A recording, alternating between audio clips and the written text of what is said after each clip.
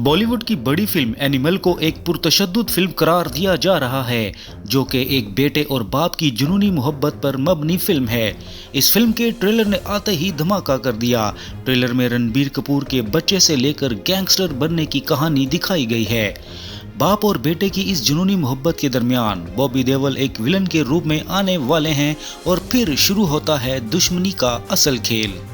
Hero के सामने villain ऐसा होना चाहिए जो इससे भी ज्यादा खतरनाक हो, तब बनती है असली फिल्म। हीरो मर जाएगा फिल्म में, क्लाइमैक्स में ये डर तो होना चाहिए। इस फिल्म के ट्रेलर का बड़ी बेसब्री से इंतजार किया जा रहा था। ये ट्रेलर इतना जबरदस्त है कि आप अपनी आंखें नहीं चिपका पाएंगे।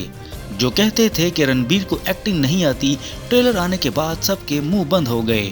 कहानी में बेटा अपने बाप से बहुत मोहब्बत करता है, लेकिन ये दोनों काम की वजह से एक दूसरे से अक्सर दूर रहते हैं। बलबीर सिंह अपने बेटे की मोहब्बत की शिद्दत को समझने से कासिर है।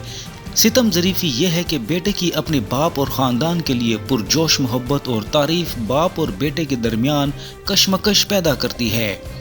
हैरान कुन बात यह है कि फिल्म का रन टाइम जो 3 घंटे 21 मिनट है, 200 मिनट का दुरानिया एनिमल को हालिया दिनों में रिलीज होने वाली सबसे तवील मेन स्ट्रीम थिएटर फिल्मों में से एक बनाता है।